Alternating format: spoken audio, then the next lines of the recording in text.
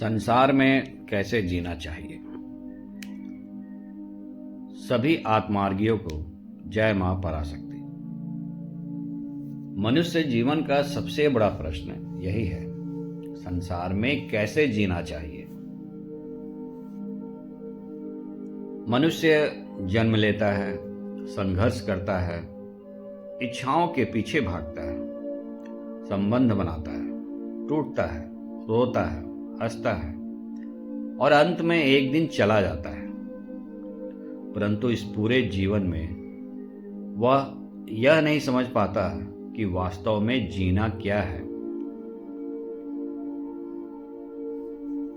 एक महापुरुष ने कहा था, जहां शांति है वही परम आनंद का साम्राज्य है।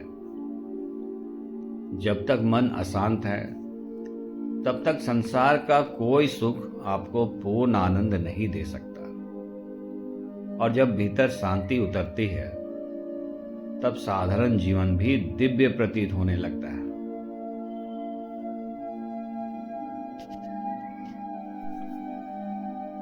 जब मनुष्य का जीवन केवल भौतिकता में डूब जाता है तब उसका ज्ञान अधूरा रह जाता है। परंतु जब वह अध्यात्म और विज्ञान को साथ लेकर चलता है तब ज्ञान साधना बन जाता है। इसलिए प्राचीन भारत में ऋषि केवल साधक नहीं थे, वे आयुर्वेदाचार्य भी थे, ज्योतिषी भी थे, योगी भी थे और तत्वदर्शी भी थे। अब प्रश्न उठता है, इस संसार में जीना कैसे चाहिए। उत्तर, अपने जीवन को ऐसे व्यतीत करो जैसे नदी की धारा में बहता हुआ पत्ता। तैरने का प्रयत्न मत करो, तैरोगे तो डूबोगे। मुर्दा तैर नहीं सकता, इसलिए वह डूबता भी नहीं। कितनी गहरी बात है। मनुष्य हर समय संघर्ष में लगा रहता है। वह परिस्थिति को नियंत्रित करना चाहता है, हर व्यक्ति को अपने अनुसार बदलना चाहता है, और जब ऐसा नहीं होता तब वह दुखी हो जाता है।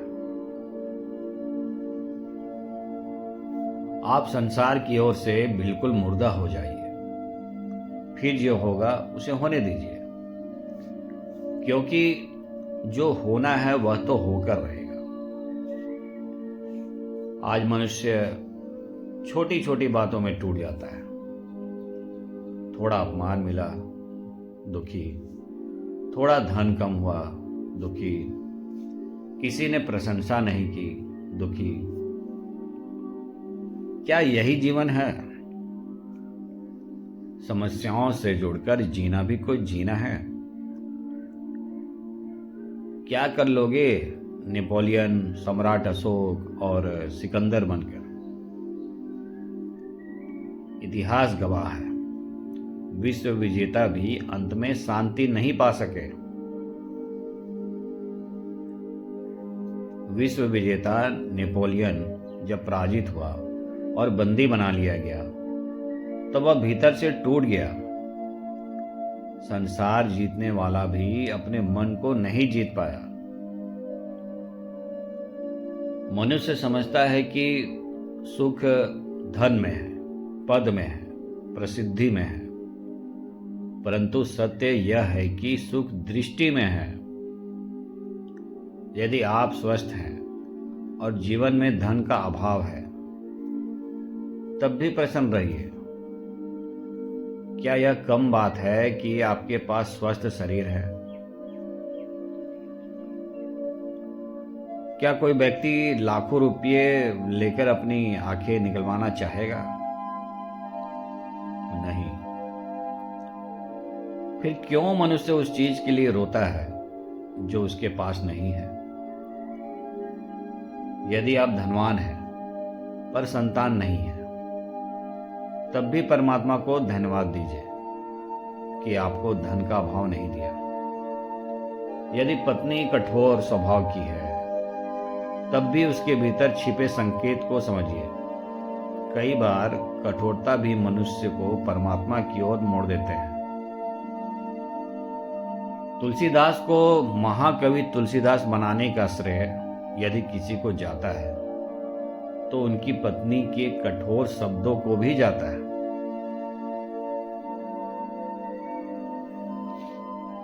गुलाब का फूल राजभवन में खिले या हिमालय के निर्जन पहाड़ पर, उसकी सुगंध नहीं बदलती।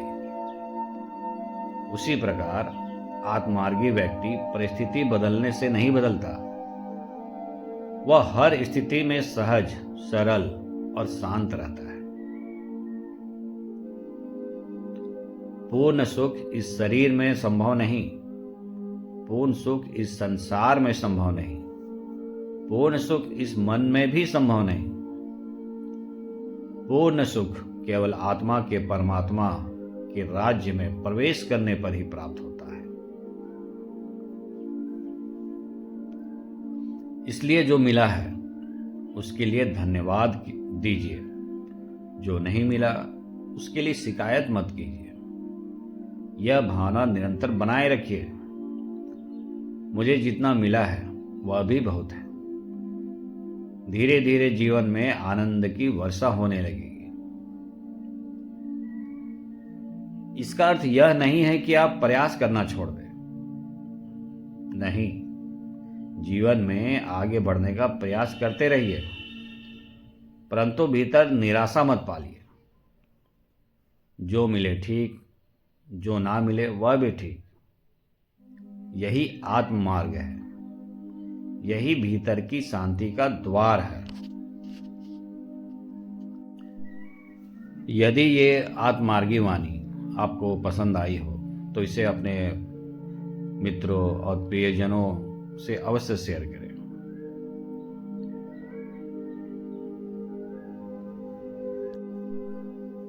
अब जो भी इस चैनल में नए हैं, हमारे आत्मार्गी परिवार से जुड़िए, जहां आत्मज्ञान की यात्रा निरंतर चलती रहती है। आप सभी का दिन मंगलमय हो, आपकी आत्मा सदैव जागृत रहे। जय मां पराशक्ति।